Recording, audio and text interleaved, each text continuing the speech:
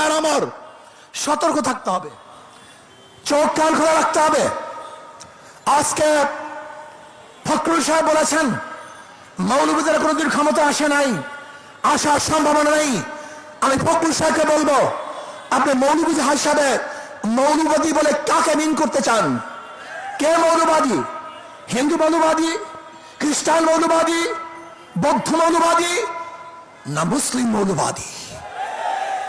ইসলামী মৌলবাদ জিন্দাবাদ, জিন্দাবাদ। ইসলামী মৌলবাদ জিন্দাবাদ, জিন্দাবাদ। ইসলামী মৌলবাদ জিন্দাবাদ, জিন্দাবাদ। আমরা ইসলামী মৌলবাদী বিশ্বাসী। আমি মুসলমান, আমার মূল ঠিক আছে। আমি মূলকে বাদ দিয়ে রাজনীতি করতে পারি না। 92% মুসলমানদের দেশে ইসলামী মূল্যবোধকে বাদ দিয়ে, ইসলামী মূল্যবোধকে বাদ দিয়ে কেউ কোনোদিন রাজনীতি করতে পারে নাই, পারবে না ইনশাআল্লাহ। কাজে আপনি যে স্বপ্ন দেখেছেন মৌলবাদীর ক্ষমতা আসবে না, আসে নাই, সম্ভাবনা নেই। আর আমি উল্টো দেখছি, ইনশাআল্লাহ আগামী বাংলাদেশ ইসলামী মৌলবাদীদের বাংলাদেশ, আগামী বাংলাদেশ কোরআন সুন্নাহর বাংলাদেশ, আগামী বাংলাদেশ এদেশের স্বাধীনতাকামী মানুষের বাংলাদেশ, আগামী বাংলাদেশ ধর্মীয় ব্যক্তিত্ব বাংলাদেশ, আগামী বাংলাদেশ সাম্য, মানবিক মর্যাদা এবং ন্যায় বিচার প্রতিষ্ঠিত বাংলাদেশ। আউযু বিল্লাহি মিনাশ শাইতানির রাজীম। বিসমিল্লাহির রহমানির রহিম। ওয়া তিলকাল আইয়ামু নুদাবিলুহা বাইনান নাস। সবাই দুরূদ শরীফ আল্লাহুম্মা সাল্লি আলা মুহাম্মাদিন নাবিল উম্মি ওয়া আলিহি ওয়া সাল্লাম তাসলিমা। ইসলামী ছাত্র আন্দোলন কর্তৃক আয়োজিত আজকে এই ছাত্র সম্মেলনের সভাপতি,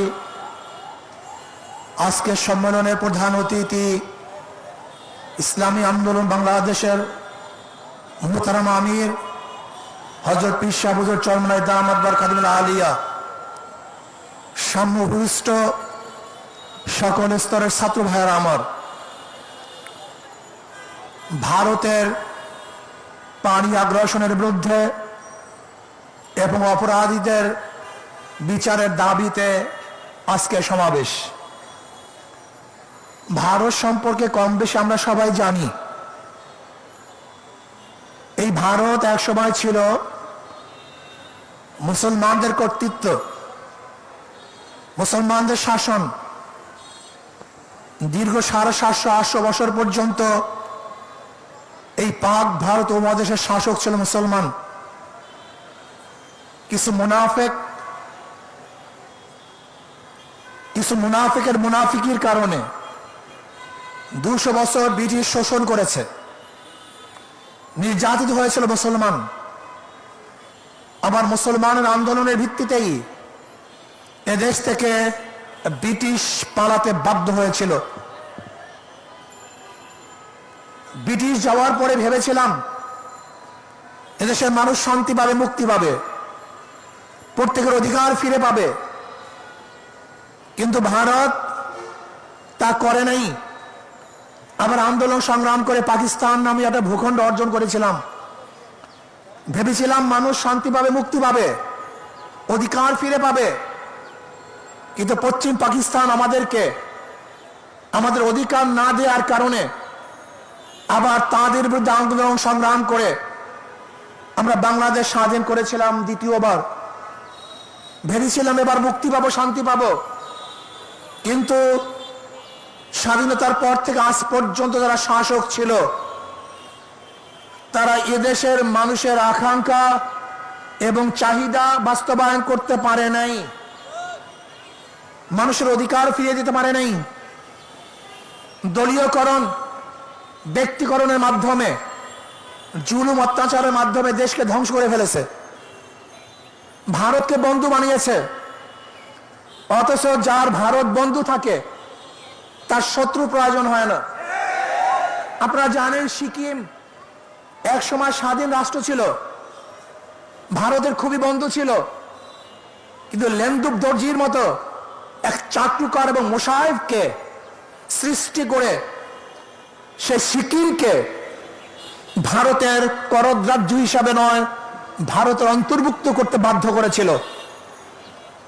আপনারা জানেন হায়দ্রাবাদ স্বাধীন রাষ্ট্র ছিল। ব্রিটিশ বলেছিল তোমরা স্বাধীন থাকবে, কিন্তু সেই স্বাধীন রাষ্ট্রকে পরাধীন করে ভারতের মধ্যে হায়দ্রাবাদকে নিতে বাধ্য করেছিল। আপনারা জানেন কাশ্মীর স্বাধীন রাষ্ট্র ছিল, কিন্তু এই ভারত সেই স্বাধীনতাকে দূর করে আজকে তাদেরকে গোলামি করতে বাধ্য করেছে। আজকে বাংলাদেশ স্বাধীন, ভারত থেকে স্বাধীন হয়েছে, কিন্তু লেন্দুব দর্জির মতো শেখ হাসিনাকে আর এক মুখ্যমন্ত্রী তৈরি করে ওদের গোলামি বানাবার চক্রান্ত করেছিল।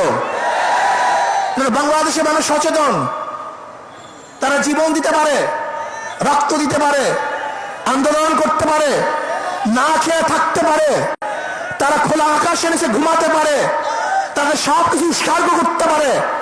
একজন বাংলাদেশকে গোলাম বানাতে পারে নাই। আজকে তারা কি করেছে? ফারাক্কা বাঁধ দিয়েছে। ফারাক্কা বাঁধের মাধ্যমে আপনারা জানেন এক সময় আমাদের বাংলাদেশ কৃষি নির্ভরশীল দেশ ছিল, পানি ব্যতীত ফসল করা যাইত না। এর জন্য ওরা ফারাক্কা বাঁধ দিয়ে আমাদের দেশকে মরুভূমি করেছে, কিন্তু তারপরে বাংলাদেশের মানুষ ওর কাছে মাথা নত করে নেই।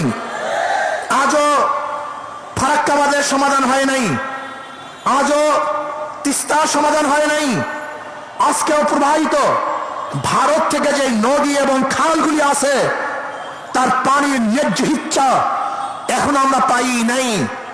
ওদের পানির দরকার নেই, ওরা প্রতি বছর আমাদেরকে পানি দিয়ে মারা চক্রান্ত করে।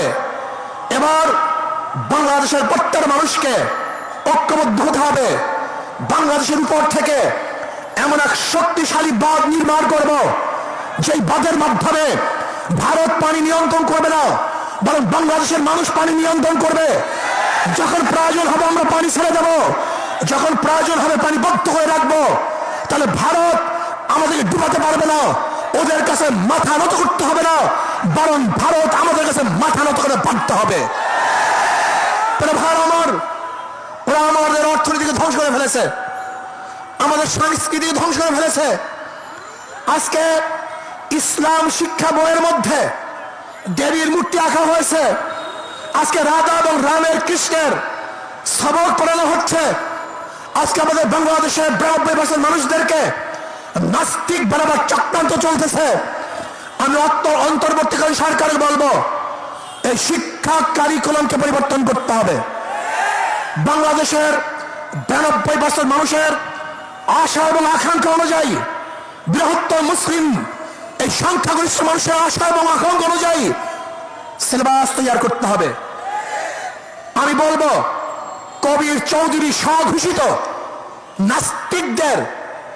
নাস্তিককে নিয়ে যে শিক্ষা কমিশন গঠন করা হয়েছিল 2010 সালে, সেই শিক্ষা কমিশন পরিবর্তন করে আলেম ওলামা জ্ঞানী মানুষের মাধ্যমে শিক্ষা কমিশন গঠন করে এদেশের মানুষ, এদেশের মুসলমান, এদেশের ধর্মীয় মানুষ, হিন্দু ধর্ম, খ্রিস্টান, বৌদ্ধ সমস্ত মানুষের আশা এবং আকাঙ্ক্ষা অনুযায়ী সিলেবাস সাজাতে হবে। কোন অবস্থাতেই 92% মুসলমানদেরকে বাদ দিয়ে বাংলাদেশের মানুষ কোন সিলেবাস চায় না, হতে পারে না, হবে না। যে সিলেবাসের মধ্যে নবী মুহাম্মদ সাল্লাল্লাহু আলাইহি ওয়াসাল্লাম ইতিহাস থাকবে না, যে সিলেবাসের মধ্যে আবু বকর ইতিহাস থাকবে না, যে সিলেবাসের মধ্যে ওমরের গল্প থাকবে না, যে সিলেবাসের মধ্যে উসমানের কথা থাকবে না, যে সিলেবাসের মধ্যে আলীর গল্প থাকবে না, ওই সিলেবাস বাংলাদেশে চলবে না, চলতে হবে না। যে সিলেবাসের মধ্যে শাহজালাল ইয়ামানির ইতিহাস থাকবে না, শাহ মাকদুমের ইতিহাস থাকবে না, যে সিলেবাসের মধ্যে এদের যারা শাসন করেছে, এজেন্টরা গোটা বিশেষকে রড়িয়ে দিয়েছে, তছনছ করে ফেলেছে, তাদের ইতিহাস যে সিলেবাসের মধ্যে থাকবে না, বাংলাদেশের বুকে সেই সিলেবাস চলতে দেওয়া হবে না, হবে না ইনশাআল্লাহ। ভাইয়ের আমার, সতর্ক থাকতে হবে, চোখ কান খোলা রাখতে হবে। আজকে ফখরুল সাহেব বলেছেন মৌলবীদের কোনোদিন ক্ষমতা আসে নাই, আসার সম্ভাবনা নেই। আমি ফখরুল সাহেবকে বলবো, আপনি মৌলবাদী হিসাবে মৌলবাদী বলে কাকে মিন করতে চান? কে মৌলবাদী? হিন্দু মৌলবাদী, খ্রিস্টান মৌলবাদী, বৌদ্ধ মৌলবাদী, না মুসলিম মৌলবাদী? ইসলামী মৌলবাদ জিন্দাবাদ, জিন্দাবাদ। ইসলামী মৌলবাদ জিন্দাবাদ, জিন্দাবাদ। ইসলামী মৌলবাদ জিন্দাবাদ, জিন্দাবাদ। আমরা ইসলামী মৌলবাদী বিশ্বাসী। আমি মুসলমান, আমার মূল ঠিক আছে। আমি মূলকে বাদ দিয়ে রাজনীতি করতে পারি না। 92% মুসলমানদের দেশে ইসলামী মূল্যবোধকে বাদ দিয়ে, ইসলামী মূল্যবোধকে বাদ দিয়ে কেউ কোনোদিন রাজনীতি করতে পারে নাই, পারবে না ইনশাআল্লাহ। কাজে আপনি যে স্বপ্ন দেখেছেন মৌলবাদীর ক্ষমতা আসবে না, আসে নাই, সম্ভাবনা নেই। আর আমি উল্টো দেখছি, ইনশাআল্লাহ আগামী বাংলাদেশ ইসলামী মৌলবাদীদের বাংলাদেশ, আগামী বাংলাদেশ কোরআন সুন্নাহর বাংলাদেশ, আগামী বাংলাদেশ এদেশের স্বাধীনতাকামী মানুষের বাংলাদেশ, আগামী বাংলাদেশ ধর্মীয় ব্যক্তিত্ব বাংলাদেশ, আগামী বাংলাদেশ সাম্য, মানবিক মর্যাদা এবং ন্যায় বিচার প্রতিষ্ঠিত বাংলাদেশ। আগামী বাংলাদেশ হবে বৈষম্য বিরোধী বাংলাদেশ। এখানে ধনী গরিব, শিক্ষিত মূর্খ, মুসলমান হিন্দু খ্রিস্টান, যে জেলে তাঁতি কামার মজদুর, যে সমস্ত ব্যক্তি যেখানে যেইভাবে শ্রম দেয় না কেন, প্রত্যেকের অধিকার বাস্তবায়নের বাংলাদেশ। এখানে পুরুষদের অধিকার বাস্তবায়নের বাংলাদেশ। এখানে থাকবে মহিলাদের অধিকার, এখানে থাকবে ছাত্রদের অধিকার, এখানে থাকবে শ্রমিকদের অধিকার, এখানে থাকবে মেতর কামার ঋষি এবং তাঁতিদের অধিকার। এই বাংলাদেশ সবার বাংলাদেশ। এখানে ভেদাভেদ থাকবে না, এখানে থাকবে না শেখ হাসিনার পুত্রকে সেই পদ্মা ব্রিজ দেখতে গিয়ে 1.5 ঘন্টার রাস্তা জ্যাম করার ইতিহাস বাংলাদেশ আর দেখতে চায় না। এখানে কোন প্রাইম মিনিস্টারের জন্য, কোন মন্ত্রীদের জন্য, বর্তমান উপদেষ্টা প্রধানের জন্য রাস্তা বন্ধ থাকবে, জনগণ কষ্ট করবে, এই বাংলাদেশ আমরা দেখতে চাই না। এরকম বাংলাদেশ আমরা চাই না। এখানে কে উপদেষ্টা, কে প্রাইম মিনিস্টার, কে প্রেসিডেন্ট, সবার জন্য রাস্তা সমান, সবার জন্য অধিকার সমান না। আমরা দেখতে চাই না এই বাংলাদেশ যেখানে একজন মন্ত্রী যাওয়ার সময় গোটা রাস্তা বন্ধ হয়ে যাবে আর গর্ভবতী মহিলারা গাড়ির মধ্যে বাচ্চা প্রসাদ করবে। এই বাংলাদেশ আমরা দেখতে চাই না। আমরা দেখতে চাই না এই বাংলাদেশ যেখানে একজন উপরস্থ কর্মকর্তা আসার কারণে ফেরি বন্ধ থাকবে আর সেই রুগী ওপারে ফেরির অভাবে ধুকে ধুকে মরবে। এই বাংলাদেশ আর দেখতে চাই না। আমরা দেখতে চাই না বাংলাদেশ বড় লোকরা বিদেশে গিয়ে চিকিৎসা নিবে আর আমাদের দেশের গরিবরা ধুকে ধুকে চিকিৎসার অভাবে মারা যাবে। সেই বাংলাদেশ দেখতে চাই না। আমি দেখতে চাই না সেই বাংলাদেশ কেউ থাকবে 10 তলায়, কেউ থাকবে 20 তলায়, না। কেউ খাবে, কেউ খাবে না, তা হবে না, তা হবে না। কেউ পড়বে, কেউ পড়বে না, কেউ পরিধান করবে, কেউ পরিধান করবে না। কেউ গোশ খাবে, কেউ মাছ খাবে, আর কেউ না খেয়ে থাকবে। সেই বাংলাদেশ আমরা দেখতে চাই না। খাবো সবাই একত্রিত হয়ে খাবো, শান্তি সুখ করবো সবাই একত্রিত হয়ে শান্তি সুখ করবো, দুঃখ কষ্ট থাকবো তো সবাই দুঃখ কষ্ট একসাথে থাকবো, আরামায়েশ করবো সবাই একই সাথে আরামায়েশ করবো। আমরা চাই বাংলাদেশের প্রত্যেক নাগরিক সমান অধিকার ভোগ করবে, তারা শান্তিতে বসবাস করবে। আজকে আমি জামাতকে বলবো, আপনাদের জন্য সুবর্ণ সুযোগ চলে আসছে। আগামীকালই নির্বাচন হবে না, হক্কানি ওলামায়ে কেরামের সাথে আপনাদের যে মতনৈক্য আছে বসে সমাধান করেন। চমৎকার এক সুযোগ, চমৎকার এক সুযোগ। দেখেন, নৈতিক ও আদর্শ মিল না থাকলে সাময়িক মিল থাকে না। বিএনপির সাথে আপনাদের চরম দোস্তি ছিল, একই সাথে আন্দোলন সংগ্রাম করেছেন, কিন্তু আদর্শ নৈতিক মিল না থাকার কারণে উভয় প্ল্যাটফর্ম ভিন্ন হয়ে গেছে। আমরা চাই না অনৈতিক কোনো এই মানে লোক দেখানো কোন ঐক্য আমরা চাই না। আমরা চাই টেকসই স্থায়ী ঐক্য, যে ঐক্য হবে আর কোনোদিন ভাঙবে না, ফাটল হবে না। এর জন্য আমি জামাতকে বলবো, যদি আপনি মনে করেন আমাদেরকে কোন রকমের বুঝিয়ে শুনিয়ে বর্তমান নির্বাচনের এই তরি পাড়ি দিবেন, এটা আমাদের দ্বারা সম্ভব না।